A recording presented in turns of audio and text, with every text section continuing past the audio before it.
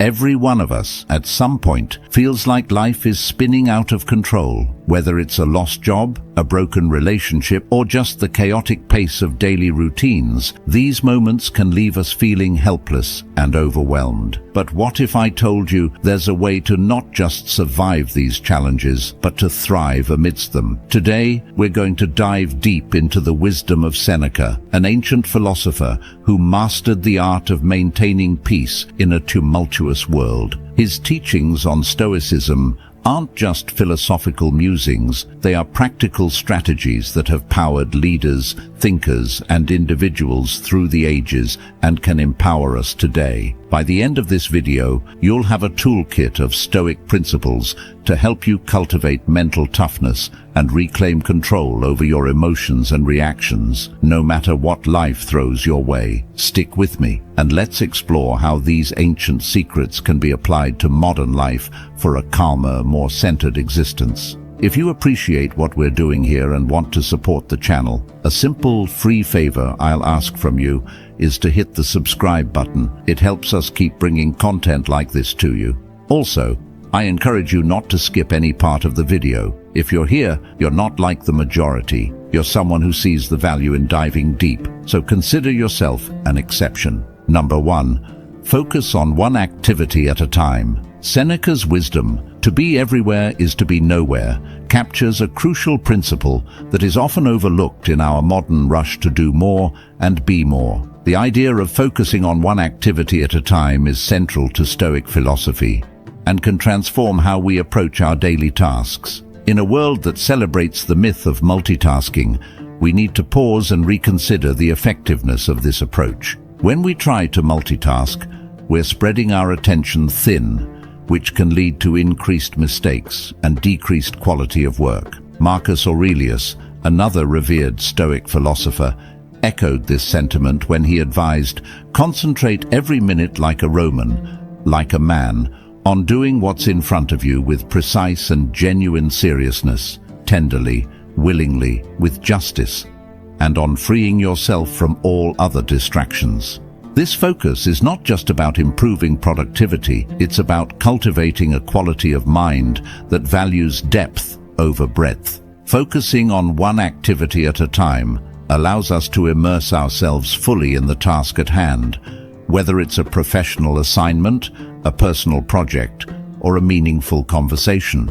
This kind of deep work fosters a greater sense of accomplishment and satisfaction. Plato might argue that this singular focus helps us access a higher form of beauty and truth in our work, as it allows us to give our best effort and to create something that resonates with the ideals of goodness and excellence. Moreover, the psychological benefits of focusing on one task at a time are significant. It reduces the cognitive load on our brains, minimizing stress and enhancing our decision-making capabilities. Aristotle, who valued the development of virtues through habitual right action, would likely support this practice as a way to develop the virtue of temperance or self-control, helping us regulate our desire for distraction and immediate gratification. In practicing this focused approach, we not only follow the footsteps of Stoic philosophers, but also align with the teachings of modern psychology, which suggests that our brains are not wired to handle multiple complex tasks simultaneously. The quality of our work and our life improves when we give our full attention to one thing at a time. Socrates' method of deep inquiry and dialogue, focusing intensely on one subject to the exclusion of all else, exemplifies how powerful this method can be. Embracing this Stoic principle doesn't just make us more productive, it makes us more thoughtful, peaceful, and balanced individuals. It is a rejection of the chaos of modern multitasking and an embrace of a more deliberate and purposeful mode of being. As we practice this, we might find that not only do our results improve, but so does our overall well-being. Number 2. Practice philosophy to control your impulses. Seneca's insight, "All the greatest torments are the result of an undisciplined mind," reveals a profound truth about human nature.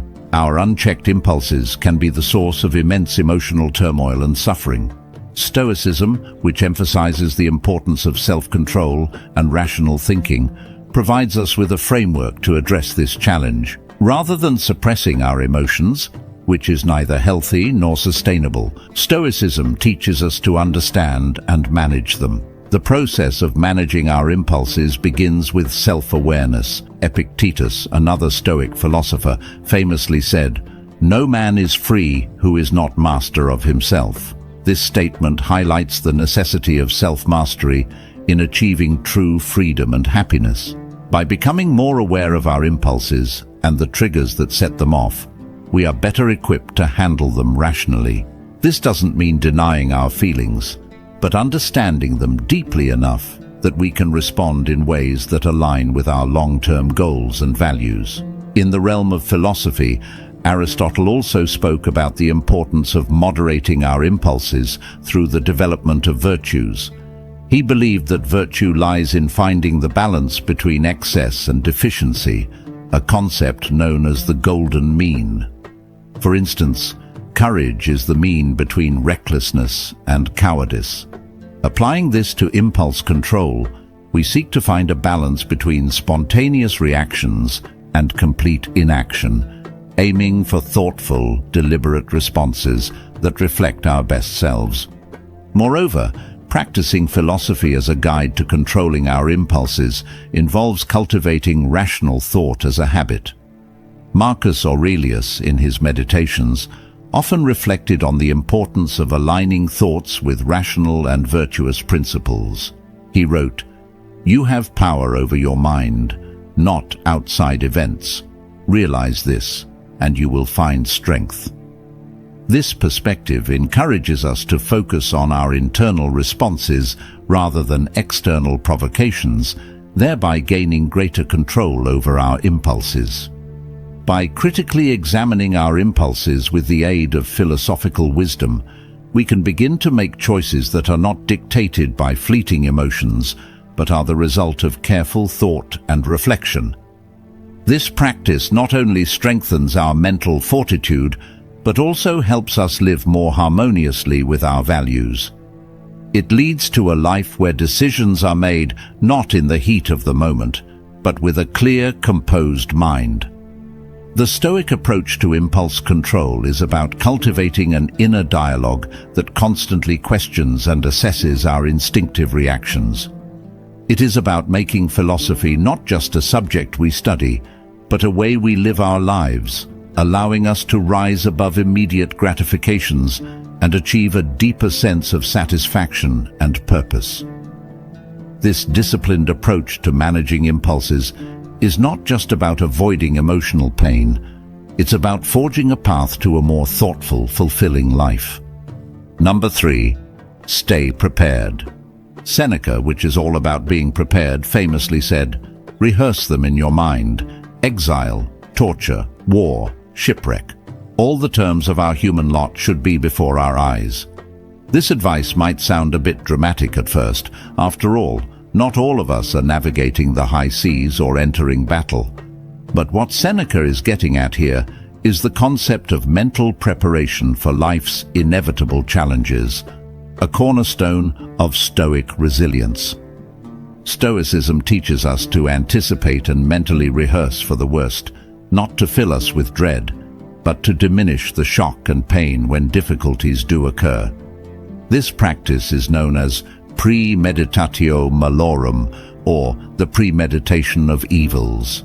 It's about visualizing the most challenging scenarios, not to worry obsessively, but to be emotionally and mentally equipped when life throws its curveballs.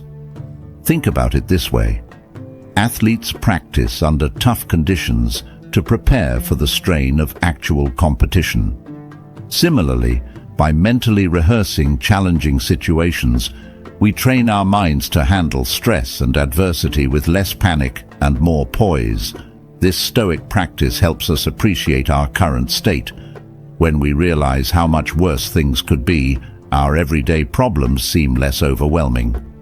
Applying this Stoicism doesn't mean living in constant anxiety about what could go wrong. Rather, it's about having a realistic acknowledgement of potential negative outcomes. For example, if you're worried about job security, Instead of spiraling into fear, you could start preparing by updating your resume, enhancing your skills, or even exploring alternate career paths. This way, if the worst were to happen, you're not caught off guard and are better positioned to handle the situation. Moreover, this principle extends beyond personal crises.